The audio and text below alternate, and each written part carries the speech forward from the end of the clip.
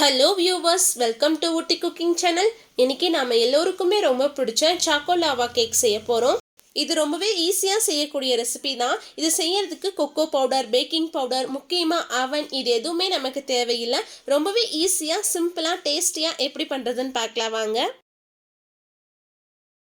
Choco lava cake பண்ணுறதுக்கு நான் இன்னைக்கு 2 போர்பன் பிஸ்கட் எடுத்திருக்கேன். இது 10 ரூபாது போர்பன் பிஸ்கட் தான்.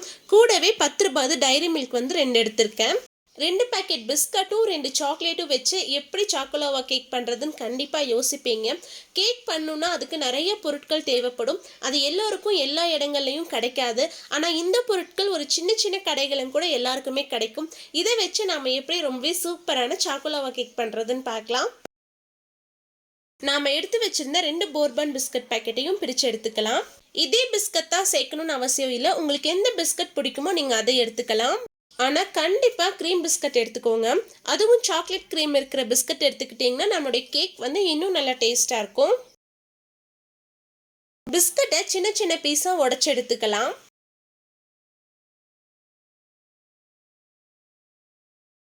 நாம் உடச்சி எடுத்து வச்சிருந்த பிஸ்கட்டை ஒரு மிக்ஸி ஜாருக்கு மாற்றிக்கோங்க.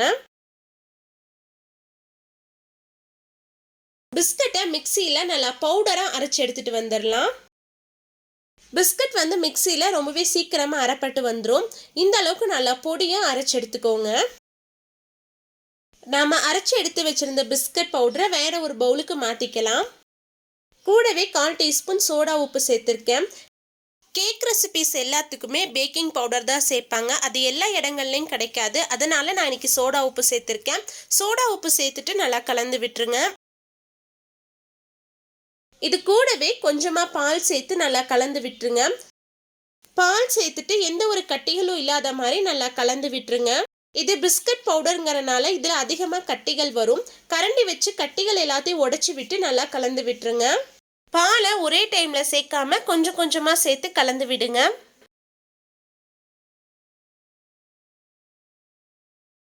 பால் சேர்த்து மாவை நல்லா கலந்து எடுத்தாச்சு. ரொம்ப கெட்டியாகவும் இருக்கக்கூடாது, ரொம்ப தண்ணியாகவும் இருக்கக்கூடாது. இந்த அளவுக்கு கன்சிஸ்டன்சியில் இருக்க மாதிரி பார்த்துக்கோங்க.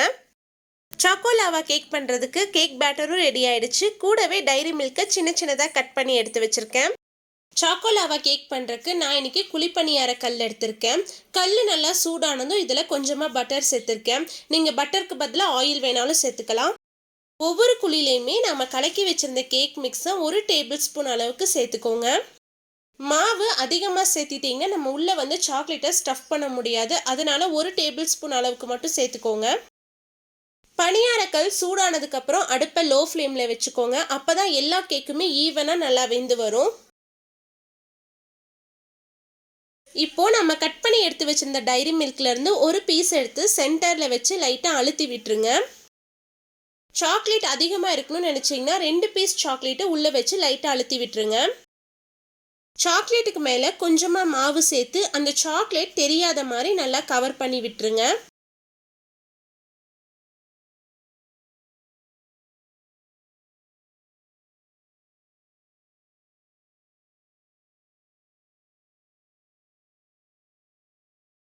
இப்போ மூடி வச்சு ஒரு 5 நிமிஷம் கேக்கை வேக வச்சு எடுத்துக்கலாம்.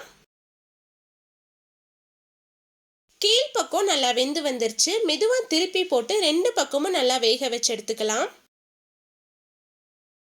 கேக் 2 பக்கமும் நல்லா வெந்து வந்துருச்சு. இதை எடுத்து வச்சிடலாம். மீதி இருக்க எல்லா மாவுலையும் அதே மாதிரி செஞ்சு எடுத்துக்கோங்க. நாம சேர்த்து 2 பிஸ்கட் பேக்கெட்டுக்கு 15லேருந்து 20 மினி சாக்கோ லாவா கேக் நமக்கு கிடைக்கும்.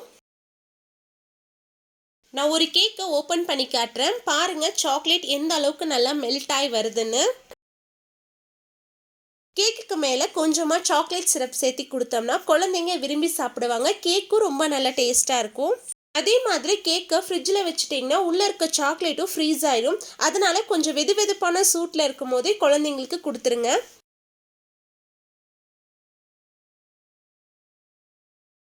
ரொம்பவே சூப்பரான டேஸ்ட்டில் குழந்தைங்களுக்கு எல்லாம் ரொம்ப பிடிச்ச சாக்கோ லாவா கேக் ரொம்பவே சிம்பிளாக நம்ம வீட்டிலேயே செஞ்சு முடிச்சாச்சு. இந்த சாக்கோ லாவா கேக் செய்யறதுக்கு ஒரு 10 நிமிஷம் தான் ஆகும். எங்கள் வீட்டு குட்டீஸ் இந்த சாக்கோ லாவா கேக்கை ரொம்பவே விரும்பி சாப்பிட்டாங்க. கண்டிப்பா நீங்களும் உங்க வீட்ல செஞ்சு பார்த்துட்டு எப்படி இருந்துச்சுன்னு கமெண்ட்ஸ்ல சொல்லுங்க. உங்களுக்கு இந்த வீடியோ பிடிச்சிருந்தா லைக் பண்ணுங்க, ஷேர் பண்ணுங்க. மறக்காம ஊட்டி குக்கிங் சேனலுக்கு சப்ஸ்கிரைப் பண்ணுங்க. மீண்டும் அடுத்த ஒரு ரெசிபியில் சந்திப்போம். பாய்.